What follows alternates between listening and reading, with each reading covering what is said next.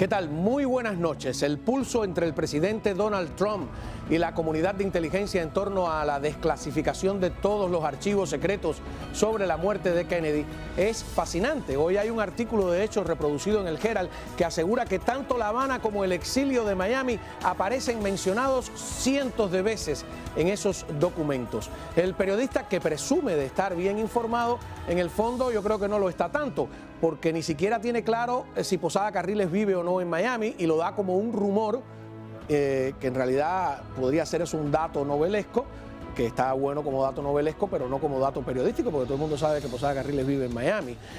Tiene otras imprecisiones además sobre el Mono Morales y en cierto modo reafirma también ese artículo la propaganda castrista al clasificar de industria los esfuerzos del exilio en los años 60 para impedir la consolidación de una dictadura totalitaria en Cuba. Lo curioso es que en La Habana parece que no se están muy felices con la idea de desclasificar todos los documentos. Y esa actitud resulta al menos sospechosa, pues es el régimen castrista el que ha hecho un esfuerzo gigantesco para diseminar la teoría de que fueron los exiliados descontentos con Girón quienes mataron al presidente norteamericano. El Partido Comunista Cubano ha desplegado toda su maquinaria propagandística con este propósito y todas sus influencias, incluyendo la amistad con el cineasta Oliver Stone. Pero las frías evidencias solo arrojan que Oswald, que es hasta ahora el único asesino comprobado, Oswald era marxista, había vivido en la Unión Soviética, se había casado con la hija de un oficial del ejército de ese país que había estado además anteriormente en la KGB. Habían filmado a Oswald en plena calle de New Orleans, ahí lo vemos repartiendo propaganda a favor de la Revolución Cubana, y había estado apenas 6 semanas antes de dispararle a Kennedy en la Embajada de Cuba en México y en una fiesta con una funcionaria mexicana que luego fue interrogada por el FBI, que aparentemente tenía relaciones con él y con el régimen castrista, trabajaba en la embajada cubana. Esos son los hechos. El resto es película. A lo mejor por eso es que en La Habana están nerviosos con la desclasificación total de los documentos. ¿Qué va a pasar? Vamos a discutir.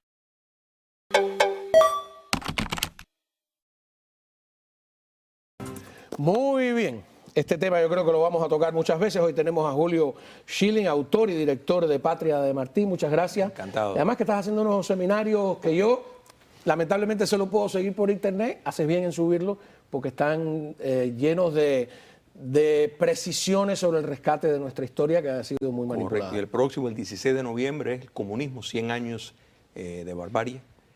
¿Por qué 100 años? ¿Porque desde el manifiesto comunista? No, de la revolución bolchevique. Ah, ¿verdad? Que estamos en el 17, ¿no? Octubre bolchevique. Bueno, lo que pasa es que ahí todavía no tenían el calendario juliano. Correcto. Y octubre yo creo que era noviembre, Caía ¿no? como el 7 de noviembre, correcto. El 7 de noviembre, ha sido muy manipulado. Correcto. Y el próximo, el 16 de noviembre, es el comunismo, 100 años de barbarie.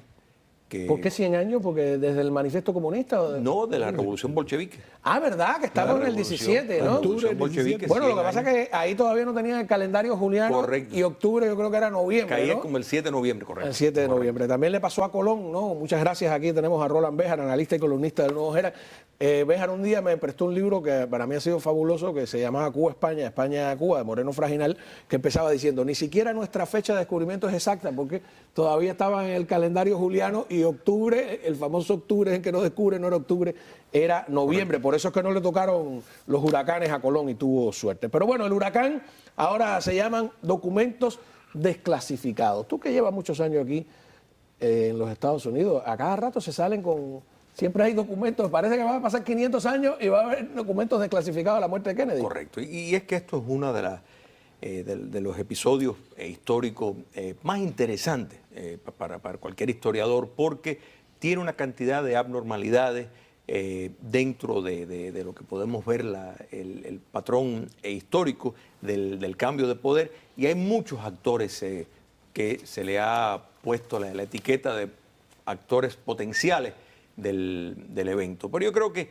sin duda, y tú en tu introducción aludiste a eso muy claramente, no puede escapar el factor de la dictadura castrista como mínimo un partícipe material en ese evento. Los vínculos entre el asesino físico, el que se le ha culpado, Lee Harvey Oswald, y la dictadura castrista eran obvios. Pero es una fascinación necesaria. Es una fascinación americana, ¿no? Totalmente, Es que tiene que haber sido todo muy impresionante, ¿no? Además, el asesinato por Ruby de Oswald, prácticamente, inmediatamente. Tenemos las imágenes, ¿no? Que están claro, en internet. Y para mí es lo que tú dices, ¿no? Porque fíjate, Jack Ruby no es que se esconde para matar a quien está acusado. Mira las imágenes. A él lo están trasladando de un lugar a otro y este señor sale y le da un disparo ahí, pero abiertamente. Además le dice a los policías, yo soy Jack Ruby, ustedes saben quién soy yo. Y Jack Ruby después muere también de forma extraña en la cárcel. Misteriosamente, ¿no? Correcto. No, tiene que haber sido todo muy impresionante porque después el hermano de John F. Kennedy, Bob Kennedy, Robert Kennedy, aparentemente pone en marcha todo un plan de verdad para matar a Fidel Castro porque de alguna manera cree que si no estaba involucrado algo sabía. No, porque, concho, 6 semanas antes este tipo visita, antes de matar a su hermano, visita la Embajada de Cuba en México, es una cosa cuando menos sospechosa, ¿no? Totalmente, totalmente. Y es que, mira, poniendo esto en una perspectiva, las propias declaraciones de Castro, individuos que estaban en Cuba, que antes de ocurrir esto ya había la conversación que el régimen castrista tenía la intención de asesinar al presidente estadounidense. Hay unas declaraciones, yo creo que nosotros logramos hacer una gráfica sobre ella, de Fidel Castro, sobre esta cosa de, bueno, si me tratan de matar a mí, tengan cuidado porque ustedes también se pueden morir. ¿No? Dicho con otro lenguaje, dice, los líderes norteamericanos deben pensar que si están cooperando con los planes terroristas para eliminar a líderes cubanos, tú sabes que él hablaba en ese plural majestático, se está refiriendo al mismo, ¿no? Claro. Ellos mismos no estarán seguros. Claro. O sea, esta frase en medio de ese contexto se las trae, ¿no? Pero también hay que ver que el mismo Kennedy era un personaje muy interesante. Kennedy llega al poder de los Estados Unidos por unos caminos muy vericuetos, entre ellos con el apoyo de la mafia italiana. Correcto. O sea, él llega senador con el apoyo tácito de la mafia italiana a través de las conexiones que su padre, ex traficante de licores en la época de la ley seca, hace con esos individuos y logra su apoyo para que salga senador y después en su propia vida sigue manteniendo toda una serie de relaciones con gente, si no completamente conectada, de dudosa procedencia como Frank Sinatra. Correcto. Que era uno de sus íntimos. Además es un tipo que derrochaba mostraba sus infidelidades abiertamente. O sea, el ¿Frank Sinatra o Kennedy? No, Kennedy. Y entonces es un tipo muy extraño. No es el clásico presidente norteamericano de ninguna manera. Además católico. Miguel Cosío, que se ha leído todos los libros, también es otro que está fascinado con este tema.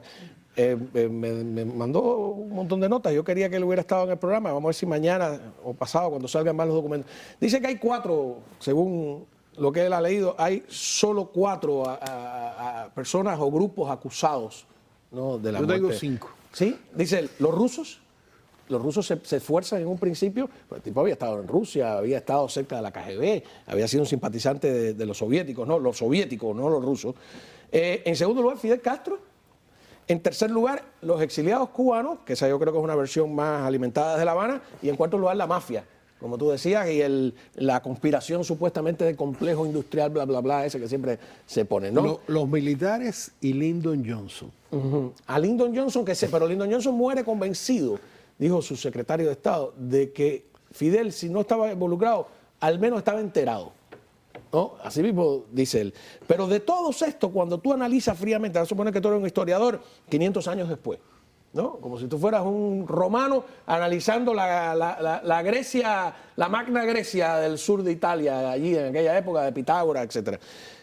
¿Quién es el más beneficiado o el más interesado en la muerte de todos estos grupos? Sin duda Fidel. Claro, que siente que su vida está amenazada. Claro. El que más necesitado, ni siquiera no es el que más se favorece, porque se podía meter en un enredo. No es el más interesado, sino el más necesitado de o me salvo yo. Además, Fidel Castro, como también estábamos discutiendo esto en la sala de redacción, Andrés Reinaldo, que dice que Fidel Castro, de una audacia enloquecida, que después en el año 62, o en el año 62, no después, está pidiendo que se ataque con cohetes atómicos a Estados Unidos. Sí. ¿no? La audacia era sin límite, pero sin duda Kennedy era un individuo con muchas contradicciones, porque por un lado en la campaña contra Richard Nixon, él se está postulando como el verdadero anticomunista, y que los Estados Unidos no es suficientemente fuerte contra la amenaza soviética. Sin embargo, tiene una presidencia fallida en cuanto a relaciones exteriores. Los soviéticos, al ver la traición en Bahía de Cochinos a los cubanos, pues pone el muro de Berlín. Sí, señor. Tiene ese atrevimiento porque ve la debilidad. La traición norteamericana a Diem en Vietnam del Sur, que fue una traición que no solo traicionó al pueblo de Cuba, sino traicionó a Vietnam también. Lo de la crisis de los cohetes, que en efecto fue un intercambio. Los Estados Unidos sacaron los cohetes de Turquía. El fracaso de Playa Girón, que él lo hereda de la administración anterior y que prácticamente lo deja morir. Es que desnaturalizó el proyecto que había, tanto de desembarco con la conexión interna, la va a desmembrar totalmente y tiene uno que básicamente es como un simbolismo que él sabía que tenía poco chance. Incluso cambian el lugar del desembarco. Claro, totalmente. Hay una cosa, verá, después, porque todo el mundo habla de la muerte de John F. Kennedy, pero la muerte de Bob Kennedy tiene que haber sido traumática para quien lo vivió en ese momento, porque el hombre acababa de ganar prácticamente la nominación demócrata. Está en el discurso, no en el discurso final de aceptación, alguien me aclaró eso hoy, sino que en el discurso donde él ha ganado ya el estado clave, que es California, ¿no? Y viene este otro señor que es un palestino, no es un hombre de derecha, ¿no? Es la izquierda, y le sopla un tiro ahí, pero descara. Eso tiene que haber sido una conmoción tremenda en este país. Imagine, póngase en el caso de las elecciones pasadas, que hubiera ocurrido algo de eso en medio de la campaña electoral. Una locura. Por eso es que el país está traumado totalmente con ese tema. Y de ese trauma yo creo que La Habana se aprovecha para lanzar todas esas teorías que están hoy en la primera plana de nuestro periódico sobre que los exiliados cubanos, la verdad que eran los que sí podrían estar decepcionados con lo de Playa Girón o Bahía de Cochinos, como quieras llamarle, pero yo creo que en el fondo, o sea, no se iban a poner a su mayor aliado como enemigo de esa manera, no tenía ningún sentido. El presidente Kennedy fue recibido en el Orange Bowl, o sea, había relaciones con el exilio y la Casa Blanca aún después de lo de Bahía de Cochinos. O sea, esto es parte del cuento, la narrativa que la dictadura castrista quiere vender, que necesita vender. Estás hablando de esa imagen famosísima, también la pueden entrar en internet, donde aquí en el Orange Bowl, hoy es el estadio de los Marlins, ¿no? Correcto. Está pues la Brigada 2506, entregándole la bandera a Kennedy. Kennedy le dice que la va a devolver. La promete devolver en La Habana, en una Cuba libre. Vamos a verlo. I want to express my great appreciation to the brigade for making the United States the custodian of this flag. I can assure you that this flag will be returned to this brigade in a free Havana. Bueno, esa era lo que tú dices, el contexto no era, o sea, el enemigo de Kennedy en ese momento no es el exilio, el enemigo de Kennedy en ese momento es La Habana. Vamos a una pausa y cuando regresemos, todo esto que está ocurriendo hoy aquí, yo quiero también mezclarlo un poco con lo que ha ocurrido en China ahora, ¿no? Porque me preocupa de cierta manera los pasos que está dando Trump. Con el perdón de los trompistas, yo siempre lo pongo porque no va a ser que me apaguen el televisor. No, la polémica empieza ahora, no lo apague, ya volvemos.